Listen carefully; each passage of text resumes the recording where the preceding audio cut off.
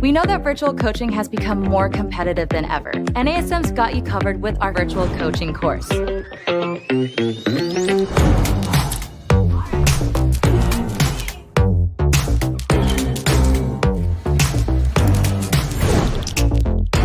NASM's virtual coaching course provides a complete solution to help you translate your services into a successful virtual platform. This course will give you the tools to build and operate a sustainable virtual business model.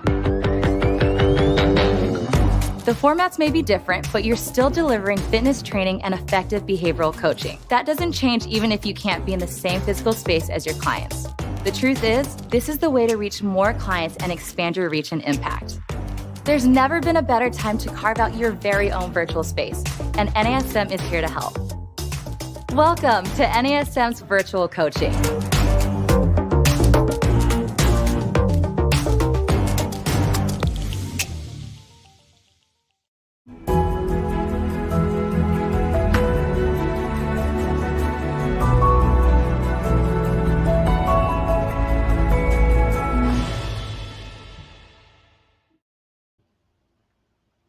Hello, everyone. Happy Friday. Welcome to our Strong Mind, Strong Body podcast, devoted to all things mind and body. So today we have a very special topic. We are going to talk about working with older adults, especially older adults who have movement impairments or compromised movement patterns, even older adults who might present with Parkinson's disease. And I brought with me a very, very special guest today. Her name is PJ Olsen, and she has found her niche in working with older adults and has a really great history in that space. So PJ owns Restorative Strength, and I never even introduced myself. I'm Angie Miller. I'm an NASM Master Instructor. So I really am glad you're here today. I know that PJ is glad you're here today. You're going to learn a lot of great information about working with older adults, helping those with compromised movement patterns, and just in general, kind of developing programming and learning what their limiting beliefs are and what they most need when we train with them. So let's welcome PJ and give her a chance to introduce herself. Hi, Angie. Thank you so much. I've been such a fan of yours for so long, and I love that we have this connection of working and being really passionate about the older population. So I'm excited to be here, very honored, and I'm looking forward to our conversation today. Yeah, that's awesome. Well, PJ, your experience and my experience in working with older adults is very, very different. So I've taught older adults in group fitness settings. I've done that for over a decade. And currently I teach an older adult group fitness class that the average age is 83. But it's very, very different to lead older adults in a large group setting than it is to train them one-on-one. And so that's why I brought you in, because I know that you have a tremendous amount of expertise in working with older adults one-on-one. And so, first I want to start with, though, PJ, because I know personally that your journey is very interesting. So tell us what was your impetus to start working with this population? Because I know you came from a very different space initially. Yes, I had worked in the music industry for 30 years. But all through my life, I was always very active, and I always wanted my family members to always have just the able bodies that I had experienced with them as I was growing up. But unfortunately, both of my parents, for different reasons, my mom used to go to the YMCA. Part of it's for social, but part of it's for exercise. And then my dad used to go walking and biking with me. And then when they hit about their early 40s, mid 40s, they both just stopped. And at the time, I remember just being sad about that, because it brought great joy to them to be able to experience that physical space with me or with their friends. And then as we proceeded on in our lives and I got older, I hit my 40s, and my dad had retired. They had gotten a vacation place down in Phoenix. It was a 55-plus community.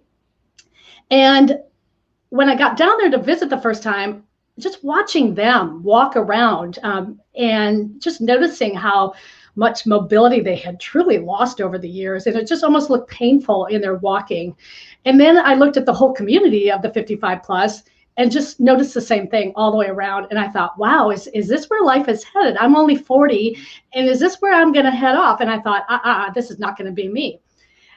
So when I hit 50, then of course I started experiencing some physical pain from sitting behind that computer all day, working at my lovely job in the music industry, which I really did enjoy.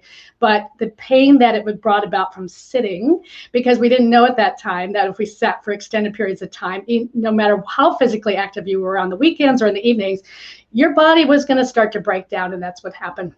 I went about starting to find out how I could heal my own body. And so workshops, certifications, all these things that were helping me educate myself about what I could do to improve my own mobility so that I could grow old, feeling well and being active. And then also I started looking at my peers. And that's when I thought, wow, we're in our 50s and most of my friends cannot even squat down to the floor. They're complaining about lower back pain, shoulder pain, and all that stuff that comes along with the sedentary lifestyle that we experience. And that's when I thought, this is it. This is what I need to do. I need to work with the 50 plus crowd and help them restore their mobility and their strength, just like it did for myself, because there's just so much life out there. We're all living to be an older age. And I thought, who wants to be 50 and live to be 80 and has spent those last 30 years in pain, taking ibuprofen, getting surgeries, whatever people do when they get into that painful situation. So that was why I made the switches, watching my family, then watching my friends, and just saying, the world needs help. The world of adults, older adults need help, and I'm here to help them. Yeah, I think that's fantastic. It's funny because as you get closer and closer to that stage in life where you could rightfully be considered an older adult, you have this personal view of what people in your space can start to look like and what their mobility can start to look like, and maybe the sense of feeling defeated or losing hope or whatever it might be. I know for my mom, you and I both lost our mom to cognitive related diseases, so cognitive decline.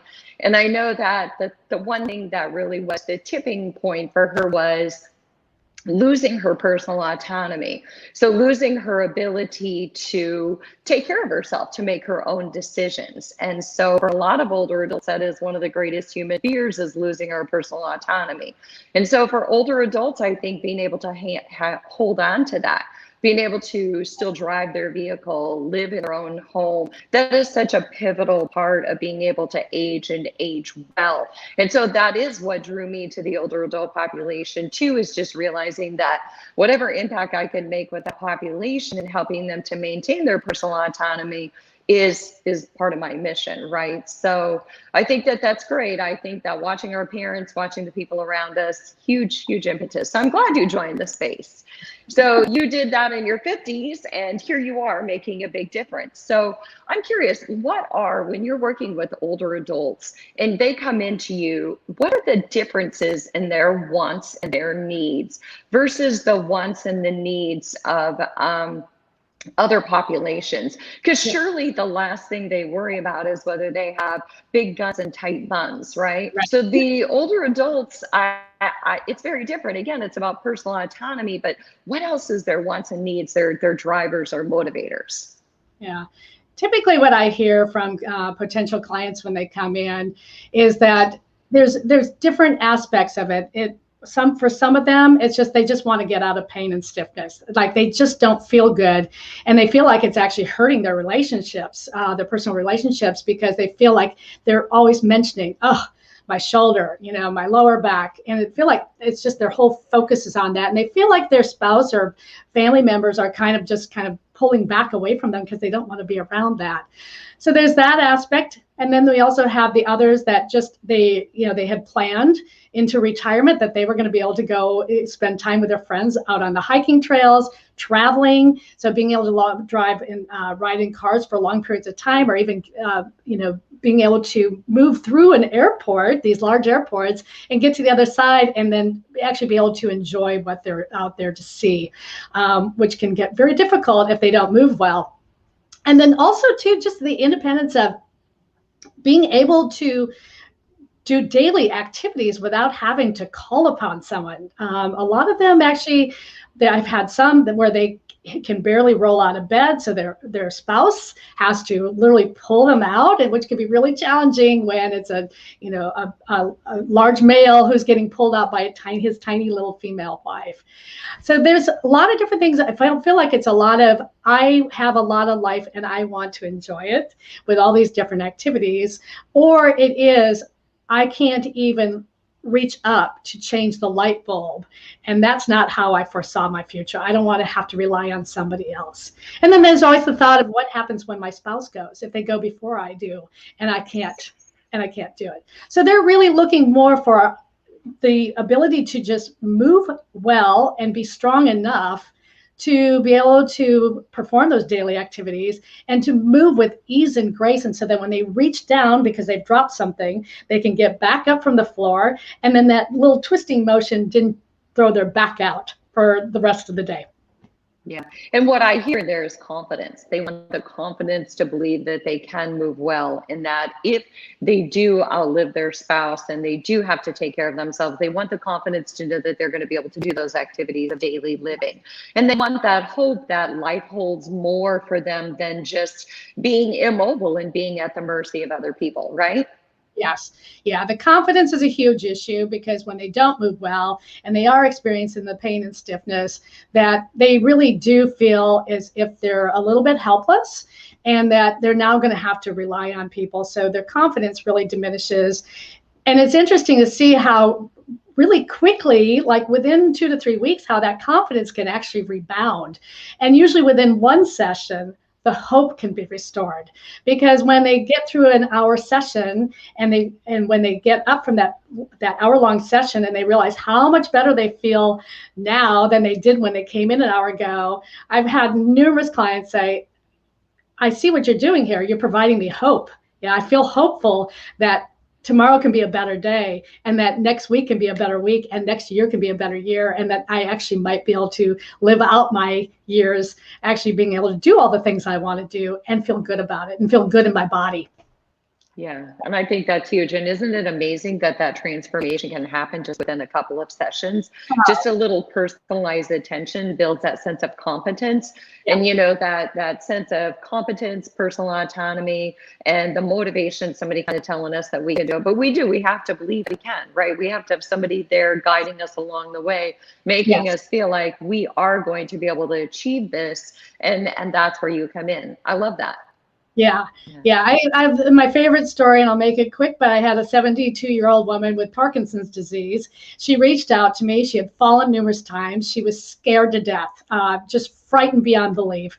And she reached out, and but the first time we talked about it, we talked about, well, do you want to be on the bed? Do you want to be on the floor? Do you want to be in a chair? And she said, she looked at me like, oh, I can't get down the floor. That's where I hurt myself.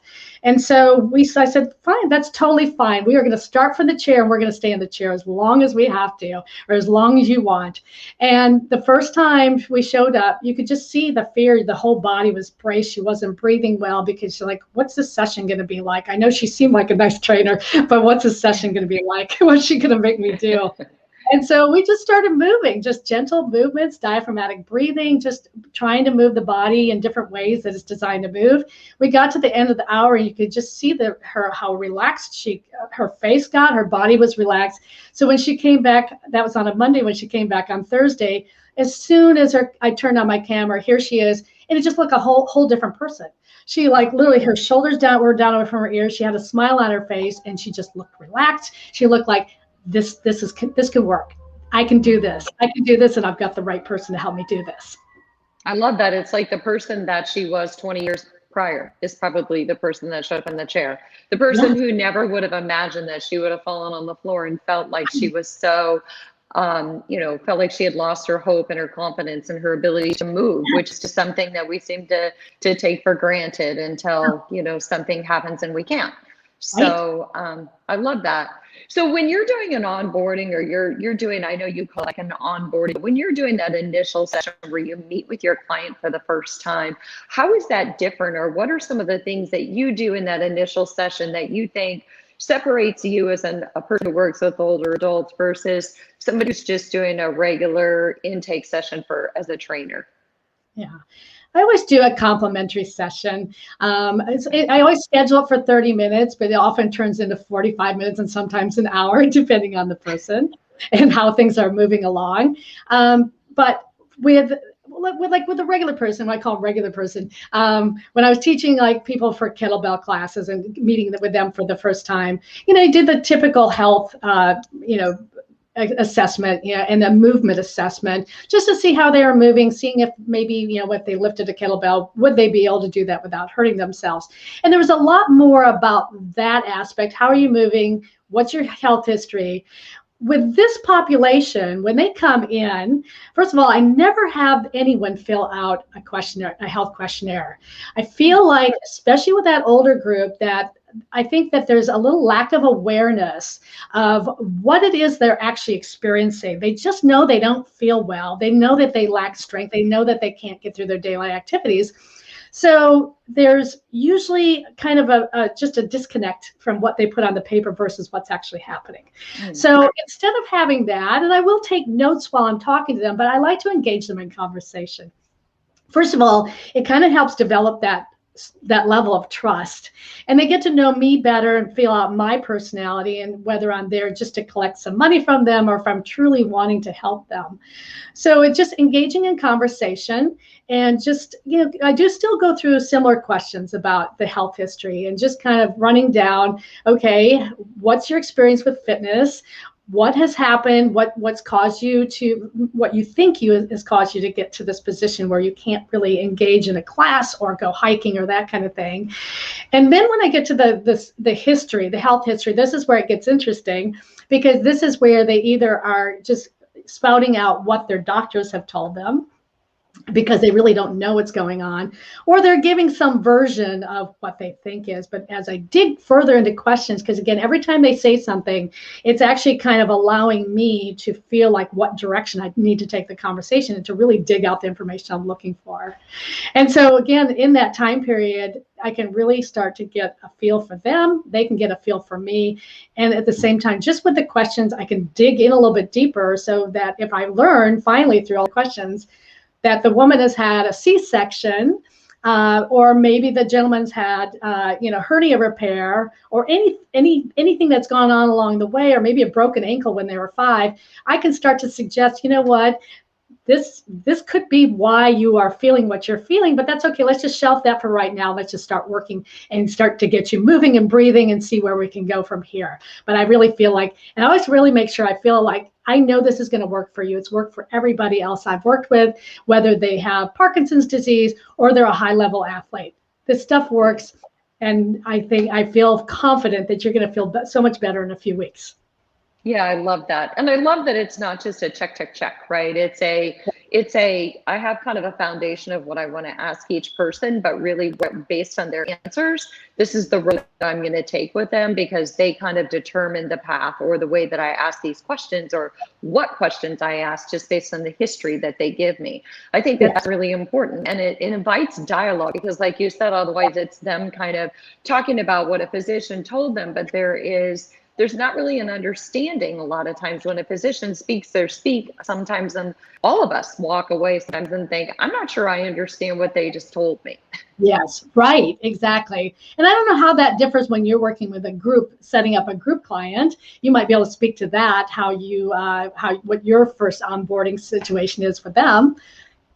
Yeah. Well, and it's interesting because it's true, when you're teaching a large group, I think so much of that experience when you come in is you don't get the opportunity to meet with them individually one-on-one. So what I do in large group settings is I make it a point to stick around afterwards just to have conversations. And, it's the fitness class that I am most likely to, if it ends at 11, I'm most likely to still be there at noon, because I'm hanging out with them and hearing their stories, hearing them tell me about their family, their history, hearing them talk about their injuries. And that's when I hear about these limiting beliefs, or what makes them motivated to come to class. And so that kind of having that personal insight into their their story or understanding where they're coming from really does. You're right. It does help me kind of create this classroom structure that is catered to them. So, yeah. Yeah. Start to feel that deeper connection with them. And it makes them want to come back because they're like, oh, somebody's actually hearing me. Someone's listening, truly listening to me and actually hearing me. Very important with this older age to really hold space for them and allow them to share what they want to share when they come in and not shut them down. So even like when they do start to come work with me, you know, I think we talked about this earlier, that some like to have a little conversation before they start moving. And others are like, okay, I'm here to move, so let's just get going. And then we can converse maybe somewhere along the way or maybe stay afterwards. But I mean, when you're allowing that person to get out of the session what they want, so even if it's 15 minutes of conversation and they're okay with it, knowing now their movement's actually now been reduced to 30 or 45 minutes, it was they felt it necessary. You could feel that they feel a little bit, it's almost like another way of relaxing that nervous system, just to be able to talk about what's going on in their life or what it is they want to address. That's just going to help them feel like someone being a little bit, hearing them, showing some compassion and just understanding how this might actually be affecting even their movement. We've seen that. Yeah. Well, and being heard is a huge thing because, we talked about, those key components of motivation is having your personal autonomy, having that sense of competence that we can do it. And the other part of that is that connectedness, feeling like we belong to something. And that connectedness is what does keep them coming back for more, especially with older adults. They need to feel like they're being heard. I remember one time one of my favorite students told me that when you become older, that you become invisible, that, you'll go to the store and ask a question and, she's like, it's amazing the response, or you can walk into a store and be completely negated. And gosh forbid you're the crotchety old lady or whatever you might be deemed as. And so she talked a lot about, becoming invisible as you got older. And I find it interesting because like you mentioned to me, you work with very educated older adults, but it doesn't necessarily mean that they have great insight into their bodies. And most of the general population does not. And so, I too, a lot of the older adults who come to these classes come from really strong backgrounds. I mean, they had wonderful careers and we're used to making a pivotal difference in this world and being heard by people. And so to think that just age alone can make a person feel invisible can in and of itself feel kind of demoralizing. So I'm glad that you hold space for them. Yeah, it's so important, and and it's rewarding. I love learning about other people. I love hearing about their experiences. I just love, so for me, it's just rewarding, first of all, just to be able to connect with them, make them feel comfortable in this space, but then also knowing that I'm helping them beyond the physical space. It's not just about getting them to move better, that there's actually a little bit of helping with them, a little bit with a mind shift from time to time, especially if they do have that kind of negative self-talk or that I'm not athletic, or I'm not going to be able to do this. This is too hard. And then it just kind of allows me to just kind of ease into like, no, you are doing fabulous. I know you can do this and you're doing great. So just let's keep going. But that's that connectedness right there is helpful again in building their confidence and providing them hope. Yeah, for sure. So what do you think are some of the limiting beliefs when they come to you? Everybody comes in with limiting beliefs. And so I know that it's a very individual thing, but when what do you find that's kind of a pervasive kind of limiting belief in that space? And you and I talked about one of them, I think, especially for women, because women in that generation, a lot of times, they grew up doing square dancing and never weighted. And they grew up doing, girls and boys were separated in PE, and there was never any talk of doing strength training or pull-ups or push-ups or any of that. And so I imagine you see your fair share of limiting beliefs. Yeah. Yeah, typically the first one I hear, of course, is about the age, and that is just so disturbing to me that really people still have this whole aging attitude that they get to a certain age and this is it. This is all they've got. They've watched their family, so they think, well, this is just like my parents, my siblings. It's genetic. This is how my life is going to move forward because this is where I'm coming from. So the age is a big issue. And like you said about the square dance, yeah. So a lot of people. So I'm 61, and I know that in my physical education class, they split us between boys and girls, right? And so, and even all the way through high school, it was split boys and girls. And so I find it amazing that, like, we were never told how to do push-ups. They didn't even ask us to do push-ups. We didn't do pull-ups. I didn't even know what a pull-up bar looked like it seemed like forever, much less how to use those tools, how to do a push-up. So it was the square dancing, it was the dodgeball, it was like maybe throwing a few hoops, maybe. But yeah, so a lot of them come in and they just never have experienced what muscles actually feel like and what they're supposed to do. And so their first word is, besides their age, is, I've never been an athlete. I've never been athletic. Yes. Yeah. And so I love always taking that one, especially because I can then share my story of how, even though I was active, I was on the B squad on the tennis team in high school. If there had been a C squad, I would have been there. Volleyball, I had to bail out of because I ended up being 5'3" amongst the 5'10" people and couldn't figure out how to play the game anymore. So I never really excelled at anything, and I never thought of myself as an athlete. And it's funny, it took me until I was in my early 50s and had started working with kettlebells. And it was actually all the training I did with kettlebells. And again, for the first time, I was learning from a coach, an instructor that truly taught the skill of strength. And so here at 52, 50, 51, 52, I was actually suddenly feeling athletic because now I understood how my body was supposed to move. I understood how the muscles were supposed to work. And because it was a skill and it wasn't something you were born with, it was actually a skill you developed, then I thought, I see the possibilities.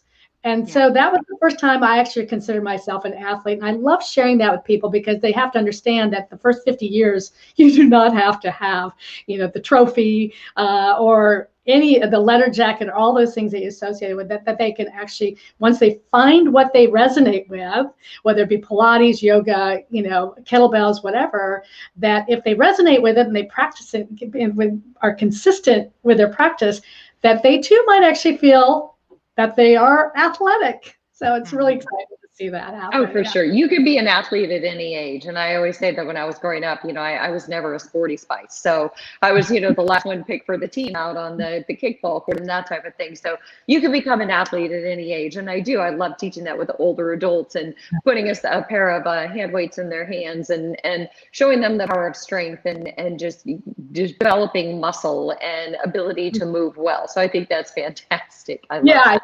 So fun. Yeah, definitely.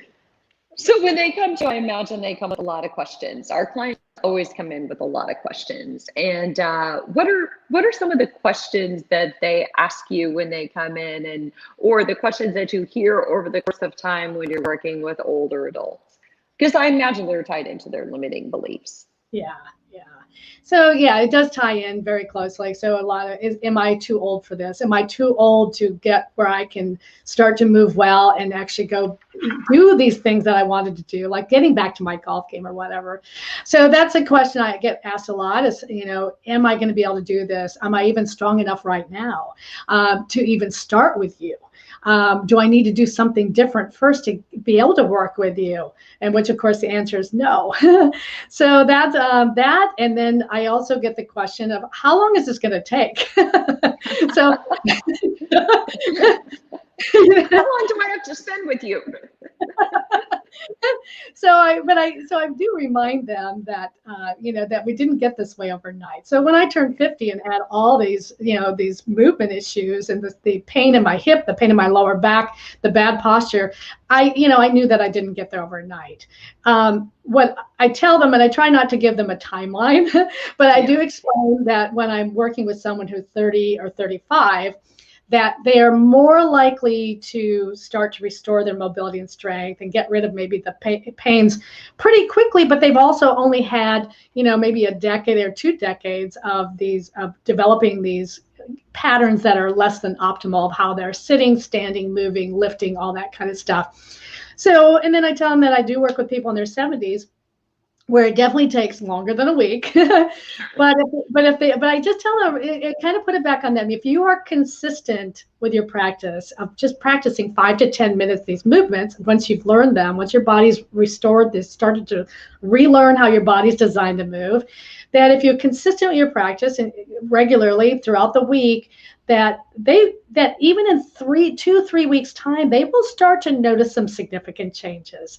I usually find it's by the 4th session with my clients, that it's the 4th session that there's like a light bulb that's gone off, that they're just like, wow, I think I want to come to you for another 4 sessions because, the shoulder that I couldn't move but here, now it's up here.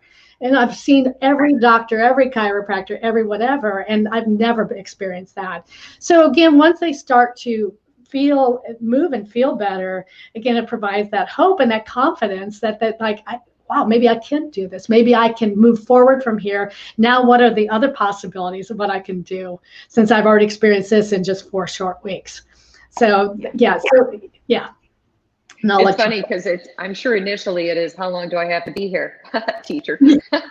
But then it becomes, I don't want to leave you because look what you've done. Look at the progress that I've made. And now I feel this sense of competence and empowerment, and I don't want to stop. I keep feeling this way. So I would imagine too, there's a little bit of imposter syndrome. Like, is it really too late for me? Should I really be here? Because I always understood that this is just part of getting old. Like you said, we see these histories, like this is the way my parents age. This is the way my friends are aging. Is it worth it for me to really do this? So I would imagine you get a little bit of that imposter syndrome too. Well, and I think that's where the support system also comes in. And I don't always ask about the support system right off the bat, but as I work with them and I start to notice things, sometimes I will ask about their support system. Like, what's your family saying about what you're doing? Yes. Do they encourage you to keep doing it? Do they encourage you to go? Or are they saying, oh, blow off that class or that session, let's go have coffee, because they're not willing to do the work to improve their lives and their futures. And the same thing with spouses. I've seen spouses be just really kind of like, you know what, they're bound to just keep deteriorating. So, why should I even encourage them to keep doing this? This is silly. They can't do it. So sometimes the limiting beliefs are actually coming from their loved ones or, yes. Their friends. And so that's the part where I always step in a little bit and just say, you know what, these people are just afraid that as you grow and try to move forward and improve your own quality of your life, that they might be a little bit afraid that you're going to leave them behind. So that when you can get back out on the trail and start hiking again, or you can get back out on the golf cars and start golfing again, that maybe now that those relationships are going to change and not in a way that they want it to. So I always try to encourage them to just realize that that's that person's energy and not their own, and to just keep forging ahead. And then maybe just maybe they'll inspire one of their friends or family members to start up and try to get into that same thought pattern, that same mindset that will help them get to where they can go back out onto the hiking trail or back on the golf course. So yeah, the support system is really important. Yeah. Who are they hanging out? I think so too. And I think it's good that you ask about that at some point, because you're right. Even at any age, support system matters. And at any age we're inclined to hear the voice of our spouse or inclined to hear the voice of our friends. And sometimes it is those people in our space, even the people who are close to us, or the most threatened. Because I always say that in a dynamic, if one person in that dynamic changes, then the whole dynamic is forced to change. And so even if the spouse isn't wanting to go and get healthy or change their lives, they know that if the partner does, then the whole dynamic is going to change. Like you said, somebody's going to want to go out on the trail and the other person is going to feel like they can't keep up. And so it is worth mentioning that in a way that that honors that they love and respect those people in their lives, but they really have to consider that everybody speaks from where they are in their space, and where they are may not be where you are, and you have to honor where you are and what your needs are. So yeah. And I encourage them to bring it up with the unsupportive person. If it's someone who they truly want to keep in their life, like their spouse, that there is a way to bring it up without being combative or argumentative, or but to just kind of just state, like, this is where I'm at, and this is what I need, and this is what I need from you. And sometimes it's really uncomfortable, especially for that older generation, the 60 and above, because that's not where we came from. I know as a woman, you might feel the same way, but we were not, conditioned to speak up and speak our voice. And so sometimes there's a lot of discomfort just around that. So I just, I don't force them to do it, but I just try to keep instilling in them, this is your life, this is your body, and you seem to have the motivation, the desire to make it better. So just bring that other person along and try to bring them into your circle and just see what happens. But just do it in a way where it is more of a conversation and not an argument over how things. Right. Yeah, it's funny. I'm like, what are you talking about? I still have a problem speaking up. Still not. Haven't outgrown that one. So, it's funny, because one of the things that I do here in my classes, though, that I find kind of humorous is sometimes, I'll have a gentleman come in and he'll be all, and he'll be like, my wife said this morning, don't you have a fitness class to go to? And so, that sometimes in that system, it is their time away from each other, and they are kind of giving each other a little kick in the seat to get out of the house or to go do something. So sometimes it can work in your favor. There might be someone in the back seat saying, I need you to go do something for an hour. So we're spending too much time together. So out of curiosity, because everybody always, we learn from each other. We learn from each other's stories. And that's why you and I love working with older adults, because we love to hear their histories and their stories, and it's very inspiring. But I think as trainers, we learn from one another too. And I'm curious, what is your training model? Like, how often do you meet with your clients? How many sessions a week? And are you doing live or Zoom? So what's your training model look like? So these days I'm doing Zoom. And it's interesting, because when I took it on a Zoom, I was a little concerned I was going to lose some elements of that live interaction. I was worried about being able to connect through the computer screen. That was a big issue for me, because I'm all about that connection. Are we looking, can I look them in the eye, and can I just really feel they can feel my being present with them? And it was interesting how that actually did translate. I actually had some clients say, well, I just feel like we're right here. And actually, I think it made me even a little bit more present, because I was really so focused on staying engaged with them that it maybe even brought me to being even more present with them. So I am doing Zoom. I'm not sure where that's headed. I think I am planning on staying in the digital world, now that I realize how effective it is. I do miss a couple elements. Like I love to use postural assessments to kind of help determine, because again, sometimes what they're feeling is not exactly what's going on in their body. So they sometimes don't even know that they're standing crooked, or that their head is off center, or that they're really forward, or maybe there's a pelvic imbalance. It's a little harder to see in this space. But it's also then made me better at asking the questions as we work along. What are you feeling? Can you feel this? Can you feel that? What's going on? So it's actually made me a little bit more, just a little bit more active in how many questions I'm asking, because now I can't totally rely on my eyes to see what I want to see. And I'm impressed with what does come up as we move around, because sometimes they actually do kind of tap into what's going on. But I do like to do, I kind of leave it up to the client. I find with my private Parkinson's clients that they typically want to start twice a week. They talk about lack of confidence. That is one of the big elements with that group, because again, Parkinson's is a movement disorder, so they feel they feel a lot of stuff going on, and none of it's good. So a lot of times they'll start with twice a week.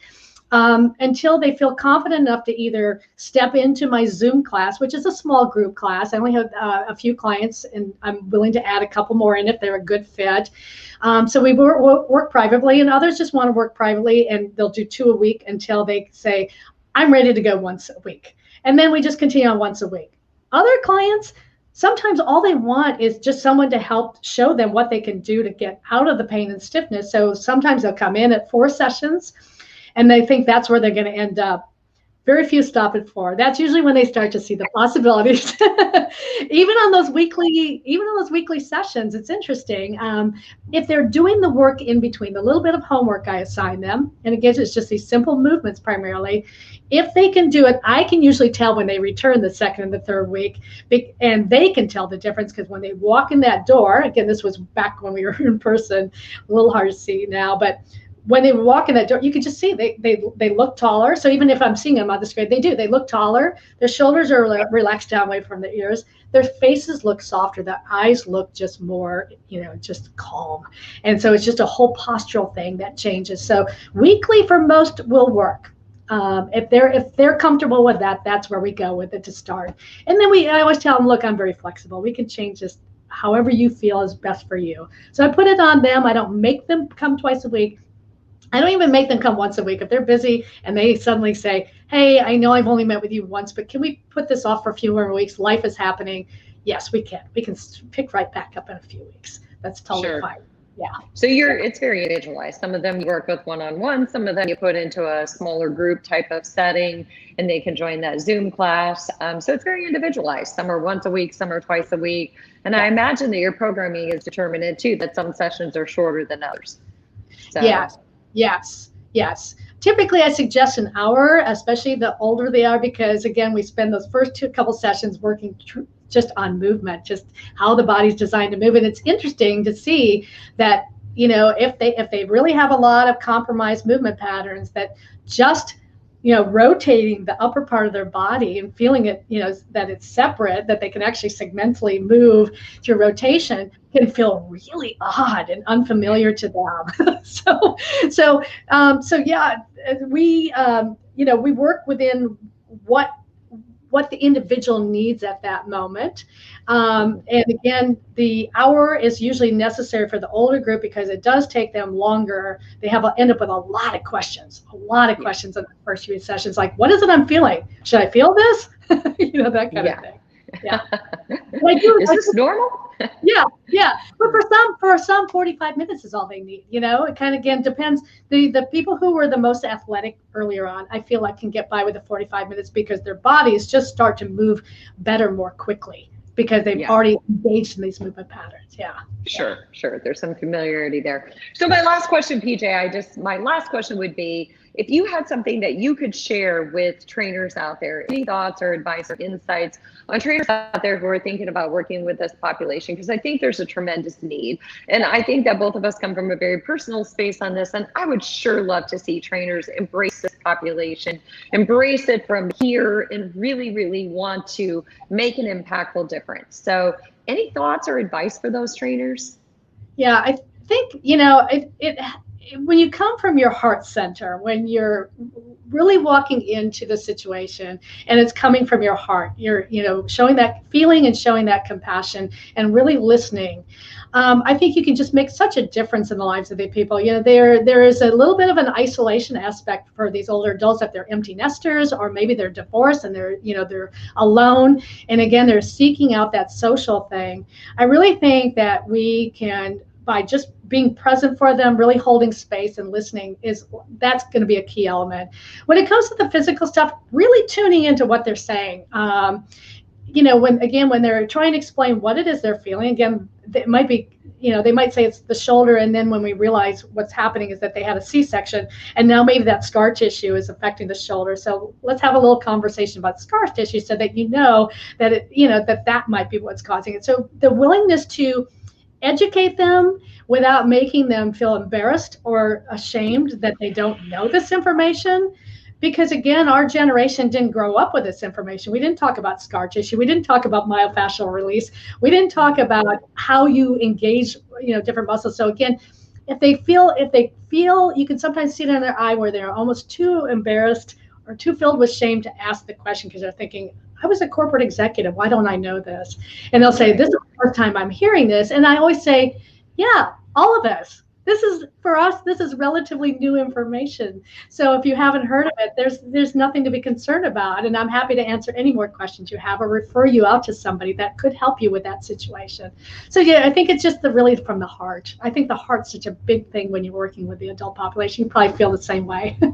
I do, and I also think that to remember that older adults are just a different version of an adult, So we can't categorize all 20-year-olds as being a certain way, or all 30-year-olds, or all 40-year-olds, or all 50-year-olds. And remembering that one of the things we hear the most is that they feel like they're invisible, or we feel like they're negated, or disregarded, or that people don't think that they're capable of certain things, and that's where that imposter syndrome comes in, because I'm getting older, so maybe I should just get older like the rest of the world is supposed to do. But also, there's silly little things that I see sometimes when people talk to older adults, like they raise their voice really loud, assuming that every older adult can't hear, or they talk in a baby voice. There's these little kind of nuances, and I remember just in caring for my mom of kind of having to have conversations even with medical providers about, that she's still a person.